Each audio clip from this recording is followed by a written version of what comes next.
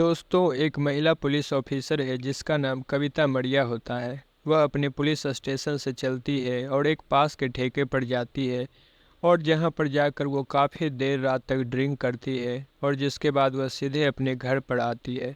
जब वो अपने घर पर आती है तो अपने घर पर एक लड़का को रखे हुए रहती है, जिस लड़का का नाम दोस्तों शक्ति होता है। उस लड़के का उम्र लगभग 14 वर्ष होता है।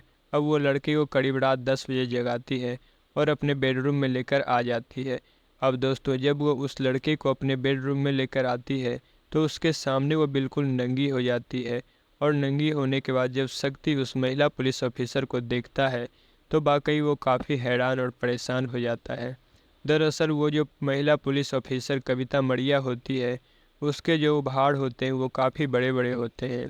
उसका जो यौवन होता है उसे देखकर वो शक्ति ललायत हो जाता है, जिसके अगले पल ही अब ये जो पुलिस वाली होती है उस शक्ति से कहती है कि अब तुम अपने कपड़े उतारो। और जब शक्ति अपना कपड़ा उतारता है और जिसके बाद जब वो पुलिस वाली जो कविता मड़िया है उस लड़के का प्राइवेट पार्ट्स को यानी कि उसके महाराज को देखती है तो वाकई उस कविता मड़िया के पसीने छूटने लगते हैं, क्योंकि वो इतने बड़े बड़े होते हैं। अब दोस्तों, उसके बाद वो स्त्री उस लड़के के साथ संबंध बनाना शुरू कर देती है। दरअसल दोस्तों, इस घटना की शुरुआत मध्य प्रदेश की एक जिला लगता है भोपाल से इसकी शुरुआत होती है। वहाँ का एक कस्बा जिसका नाम मूना होता है, वहाँ पर रहने वाला एक परिवार, जिस परिवार में कविता मड़िया, अपने पति विशाल कुमार और उसका एक 6 साल का बेटा होता है अक्षय, ये तीनों लोग वहाँ रहा करते थे। अब उसका जो बेटा होता है वो एक हॉस्टल में रहकर अपनी पढ़ाई कर रहा होता है। इधर कविता मौर्य जो होती है वो एक भ्रष्ट पुलिस ऑफिसर होती है। वो बहुत ज़्यादा रिश्वत लेते रहती है। यह बात उसके पति विशाल कुमार को बिल्कुल पसंद नहीं आता था। अब इधर जब भी वो रात को अपने पुलिस स्टेशन से घर लौटती थी वो काफ़ी ज़्यादा ड्रिंक करके घर आती थी और अपने पति से काफ़ी लड़ाई झगड़ा वाद विवाद करती थी। दोस्तों, ऐसे ही वक्त बीत जाता है। करीब 6 महीने के बाद ही इन दोनों के बीच काफ़ी दरार आ जाती है, जिसके बाद उसका पति विशाल जो होता है वो कविता मौर्य से हमेशा के लिए अपना रिश्ता नाता तोड़कर उसे अकेला छोड़कर चला जाता है। इधर उसका बेटा जो रहता है अक्षय, वो हॉस्टल में रहकर ही अपना आगे की पढ़ाई जारी रखता है। अब कविता मौर्य बिल्कुल अकेली हो जाती है। उसे अकेलापन खाने को दौड़ता है। कविता मौर्य तो दिन में ड्यूटी करती है मगर रात को अलग अलग लड़कों को अपने घर पर, कम उम्र के लड़कों को अपने घर पर बुलाकर उसके साथ संबंध बनाती है। उसकी जो इच्छाएं हैं वो पूरा किया करती थी।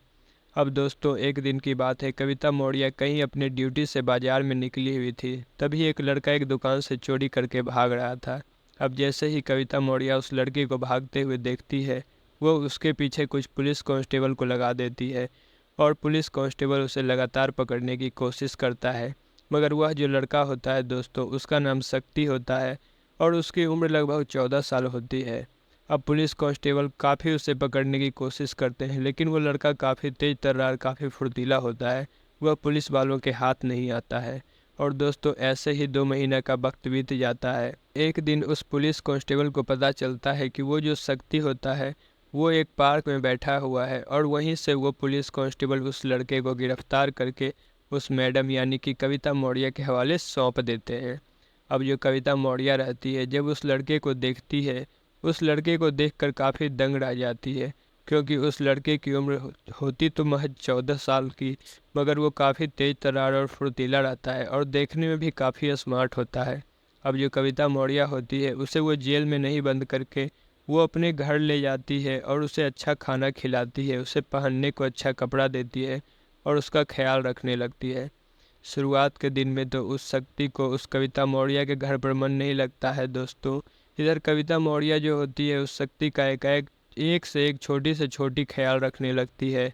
वो बाहर जाकर उसे मार्केट घुमाया करती है, उसे शहर के तमाम जगह पर घुमाया करती है। अब धीरे धीरे जो शक्ति होता है उसका भी मन कविता मौर्य के घर पर लगने लगता है।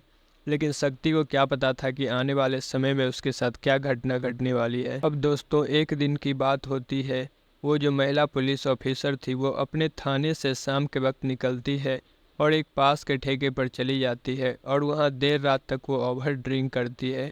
और जब वो काफ़ी नशे में होती है तो अपने घर पर पहुँचती है और जब वो अपने घर पर आती है तो देखती है कि शक्ति अपने बेड पर लेटा हुआ है। और जब उसे देखती है तो उसे उसकी फुर्ती, उसकी चुस्ती याद आने लगती है। अब उसके मन में जो हवस है वो जागृत हो जाती है और कविता मौर्य उस शक्ति को उठाती है और अपने बेडरूम में लेकर जाती है और उसके सामने बिल्कुल नग्न हो जाती है। अब जैसे ही शक्ति उस महिला पुलिस ऑफिसर यानी कि कविता मौर्य को नग्न हालत में देखता है, वो काफ़ी दंग रह जाता है, क्योंकि वो कविता मौर्य की जो यौवन है, उसका जो उभार है, वाकई उसे देखकर जो शक्ति होता है वो लालायित हो जाता है। जिसके बाद जो कविता मौर्य होती है वो शक्ति से कहती है कि अब तुम भी अपने कपड़े उतारो। अब दोस्तों, जैसे शक्ति अपने तन से अपना कपड़ा उतारता है तो कविता मौर्य रहती है उसके प्राइवेट पार्ट्स को देखकर काफ़ी हैरान में रह जाती है। वो मन ही मन ये सोचती है, इतना कम उम्र का लड़का, मगर इसका जो सामान है वो इतना बड़ा कैसे है। दोस्तों, उसके पसीने छूटने लगते हैं। अब उसके अगले पल ही जो शक्ति होता है वो महिला ऑफिसर होती है, उसकी चीखें निकलवा देता है। अब इन दोनों की रात उस रात ना जाने कई बार संबंध बनती है। अब इसके बाद वो जो कविता मौर्य होती है वो शक्ति से काफ़ी खुश हो जाती है, बेहद प्रसन्न रहती है। अब आने वाले समय में जो कविता मौर्य, वो जो महिला पुलिस ऑफिसर रहती है, वो शक्ति के हर छोटे से छोटे ज़रूरतों को पूरा किया करती थी। अब रोज़ ऐसे ही खेल चलने लगता है। अब हर रात को जैसे ही वो महिला पुलिस ऑफिसर अपने पुलिस स्टेशन से निकलती थी, वो ठेके पर जाकर पहले तो काफ़ी ज़्यादा ड्रिंक करती थी और घर आकर उस शक्ति के साथ अपनी प्यास बुझाती थी। दोस्तों, ऐसे ही वक्त बीतने लगता है। अब तकरीबन 6 महीने का वक्त बीत जाता है, लेकिन इधर जो कविता मौर्य होती है, उसकी जो हवस और प्यास होती है वो एक दिन और बढ़ जाती है, जिस बात से वो जो शक्ति होता है काफ़ी परेशान हो जाता है। वो काफ़ी हैरान रहने लगता है। अब उसकी परेशानी इस कदर बढ़ जाती है कि वो काफ़ी डिप्रेशन में चला जाता है। अब वो कविता मौर्य से छुटकारा पाने की कोशिश करने लगता है। दोस्तों, एक दिन की बात है, कविता मौर्य अपने पुलिस स्टेशन पर जाती है। वो दिन भर अपने ड्यूटी पर रहती है, लेकिन शाम को फिर वो ठेके पर चले जाती है और ओवर ड्रिंक करके अब घर को आती है। घर आने के बाद करीब रात के 10 बजे फिर से वो शक्ति को जगाती है और अपने बेडरूम में ले जाकर उसके साथ वही कृत्य करने लगती है, वही खेल खेलने लगती है। अब इधर जो शक्ति रहता है उसे बिल्कुल ही ये सब चीज़ पसंद नहीं आ रही थी। अब उसके बाद उसके साथ संबंध बनाने के बाद वो देखता है कि कैसे कविता मौर्य काफ़ी नशे की हालत में है। वो वहाँ से अपना सामान उठाकर भागने की कोशिश करने लगता है। अब कविता मौर्य उसे भागते हुए देख लेती है। अब वो मन ही मन सोचने लगती है कि अगर यह लड़का यहाँ से भाग गया तो मेरी जो ज़रूरतें हैं, मेरी जो ख्वाहिशें हैं, इसकी जो भरपाई है यह कौन कर पाएगा। और इसके बाद वह अपना लाइसेंसी रिवॉल्वर निकालती है और सीधे उस शक्ति पर चला देती है, जिससे शक्ति वहीं मौके पर ढेर हो जाता है। अब गोलियों की आवाज़ जैसे कविता मौर्य के पड़ोसी सुनते हैं, वो पड़ोसी लोग वहाँ पे दौड़ के आते हैं और जमा हो जाते हैं। पड़ोसी आते हैं तो देखते हैं कि कविता मौर्य के हाथ में रिवॉल्वर है और वह लड़का सबके सामने ढेर हो चुका है। जो पड़ोसी रहते हैं उसको वो पुलिस वाले को इन्फॉर्मेशन देते हैं और दूसरा पुलिस ऑफिसर वहाँ पहुँचता है और कविता मौर्य को नशे की हालत में देखता है और कैसे शक्ति के ऊपर गोली चला दिया, जैसे शक्ति की वहीं पर मौत हो जाती है और वहीं पर दम तोड़ देता है। उसके बाद जब उस महिला ऑफिसर को यानी कि कविता मौर्य को थाने ले जाकर पूछताछ की जाती है तो एक महिला कांस्टेबल उससे बहुत ही कड़ाई से पूछताछ करती है। दोस्तों, उस महिला कांस्टेबल का नाम सावित्री होता है। और जब सावित्री उसे काफ़ी सख्ती से पेश आती है तो कविता मौर्य टूट जाती है। वो अपना सारा जुर्म कबूल कर लेती है और फिर वो सारी आप बीती बताती है। और जब ये सारी आप बीती पुलिस वाले सुनते हैं तो पुलिस की जो टीम होती है वो सारे लोग एक साथ इस बात को सुनते हैं। बाकी सारे लोग हैरान रह जाते हैं। फिर उनके पड़ोसियों के द्वारा भी बयान लिया जाता है। जब उसके पड़ोसी कविता मौर्य और कविता मौर्य का जो पति विशाल के रिलेशन के बारे में बताते हैं और उस पुलिस वाली यानी कि कविता मौर्य के चरित्र के बारे में उसके बारे में बताते हैं कि कैसे वो रिश्वत लिया करती थी, वो एक भ्रष्ट पुलिस ऑफिसर है। उसके बाद पुलिस की जो टीम होती है उसके जो आला अफसर होते हैं उस पर चार्जशीट लगाते हैं और उसे कोर्ट में पेशी की जाती है। दोस्तों, यह बात तो भविष्य के गर्भ में छुपा हुआ है कि कविता मौर्य के ऊपर जज साहब उस पर क्या फैसला लेते हैं, उसे कितने सालों की सज़ा सुनाते हैं।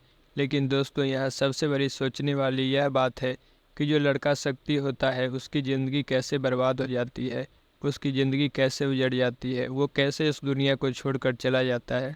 गलती उसकी इतनी ही थी कि उसे उस महिला पुलिस ऑफिसर के चंगुल में फंसना ही नहीं था, उसके घर पर नहीं जाना चाहिए था।